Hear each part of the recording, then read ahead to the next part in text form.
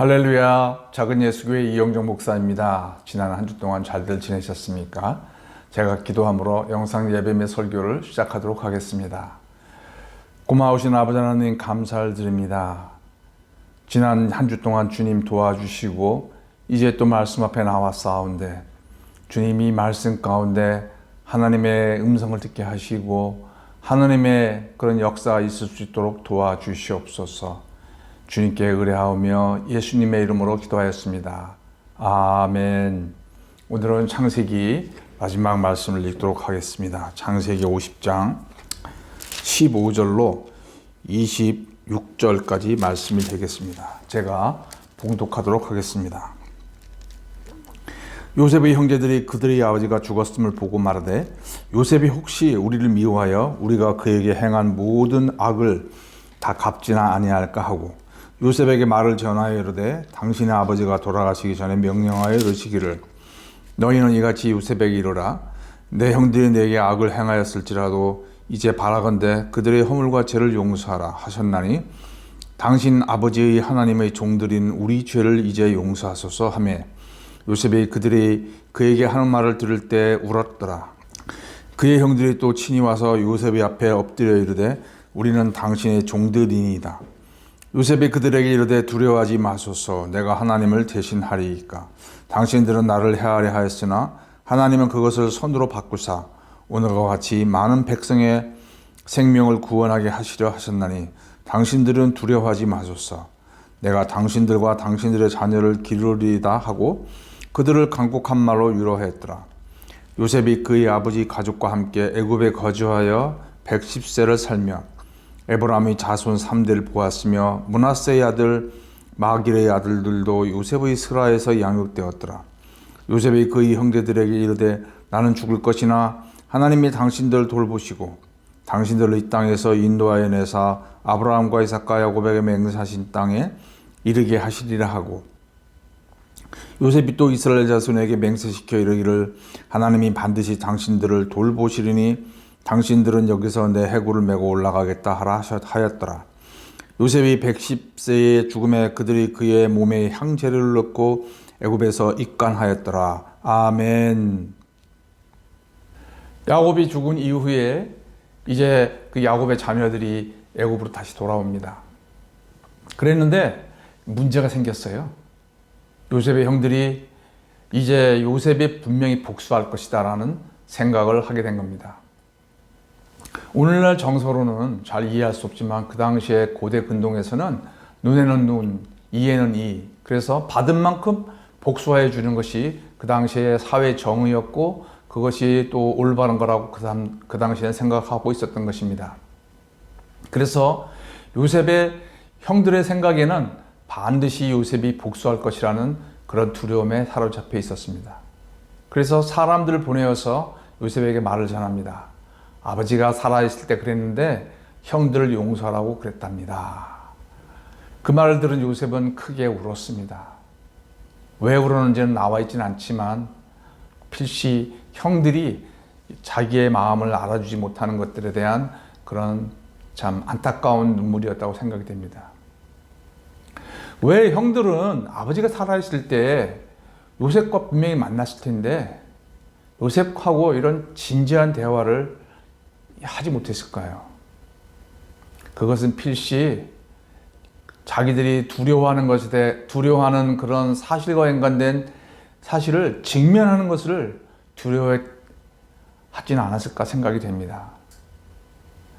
혹여나 요셉한테 가서 너 아버지 죽은 이후에 우리를 정말 용서할 수 있겠니? 라고는 말을 질문했을 때 요셉의 입에서 아버지가 살았을 땐 내가 참지만 죽은 다음에는 내가 반드시 복수할 거예요 라는 말을 들을까 봐 질문을 못한 거죠. 회피한 거예요. 그 사실을 직면해야 되는데 직면을 못한 거죠. 이것은 단지 요셉의 형들의 문제일까요? 사실 우리도 어떤 사람과의 관계에서 문제가 생겼을 때, 심한 갈등이 있을 때 우리도 사실 그 사실을 직면해야 되는데 회피하려고 합니다. 아내와의 관계에서 문제가 있을 때, 또 자녀들과의 관계에서 갈등이 생겼을 때, 또 직장에서 사람들과 갈등이 생겼을 때, 교회 공동체에서 사람들과 갈등이 생겼을 때에 우리는 그냥 갈등을 회피하려고 합니다. 그러나 그렇다고 해결되는 게 아닌 거죠. 더군다나 우리의 원수인 악한 마귀 사탄은 우리의 마음 가운데 계속 부정적인 생각을 부어줍니다. 요셉의 형들한테도 부어줬을 겁니다.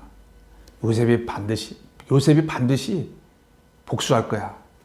너희를 용서하지 않고 있을 거야. 라는 생각을 계속 부어줬기 때문에 이들은 그것을 뿌리칠 수 있는 힘이 없었던 것입니다. 또한 요셉의 형들이 직면해야 할 문제가 있었습니다. 그것은 그들이 처한 상황이었습니다. 자기들의 믿음의 아버지 야곱이 죽은 이후에 자기들은 과연 어떻게 될 것인가? 요셉이 자기들을 복수한다면 자기들의 가족과 자기들의 자녀들은 어떻게 될 것인가? 자기들의 운명은 어떻게 될 것인가 생각할 때 너무나 두려움에 앞섰습니다. 그래서 그들은 요셉과의 관계뿐 아니라 자기들의 운명에 대해서도 하나님 앞에 질문을 했어야만 되는 겁니다. 하나님, 혹시 저희들은 죽게 되나요? 저희들은 애굽에서 망하게 되나요?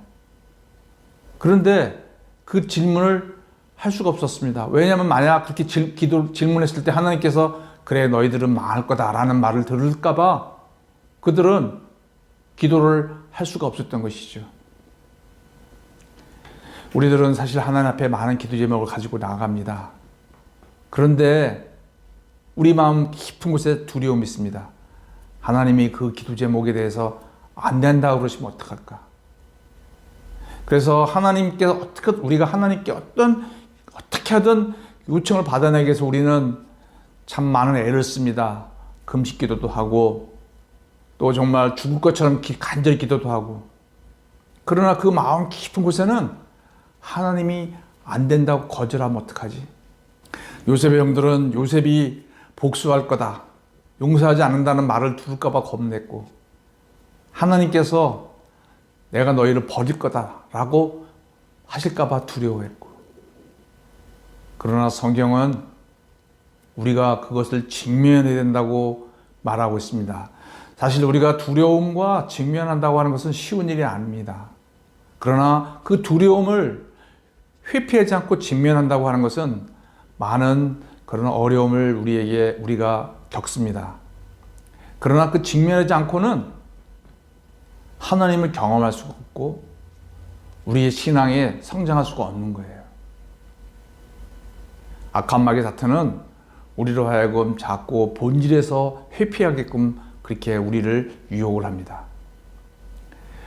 그러나 사실은 성경은 어떤 것을 얘기하고 있습니까? 요셉의 형들의 두려움과 달리 요셉은 이미 형들을 용서했고 하나님은 요셉을 통해서 그들을 인도할 것이다라고 여러 차례 강조하고 있는 것을 보게 됩니다. 사실은 그들이 두려워했던 것과는 다르게 하나님이 이미 그들을 용서하시고 그들을 인도하시겠다고 약속하셨는데도 불구하고 악한 마귀 사탄은 우리들의 생각에 갇혀서 두려움에 떨도록 그렇게 유혹하는 것을 봅니다. 성도 여러분, 우리는 이제 이런 사실을 통해서 우리가 먼저 무엇을 배워야겠습니까? 우리는 두려움을 직면하는 것들을 배워야겠습니다.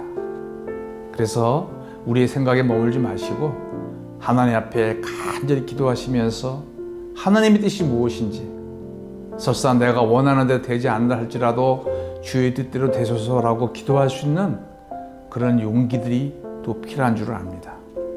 그러나 우리가 하나님 앞에 직면하고 사람과의 그런 갈등 가운데 직면하고 나갈 때 우리의 예상과는 다른 또 다른 기회와 은혜가 있는 것을 우리는 경험하게 될 줄로 믿습니다. 제가 기도하겠습니다. 아버지 하나님, 저희들에게 요셉의 형들을 통하여서 귀한 교훈을 주신 것을 감사합니다.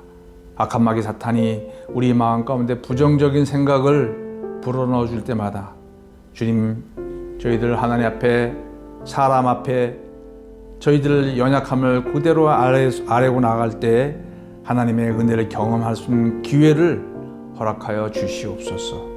예수님의 이름으로 기도하였습니다. 아멘.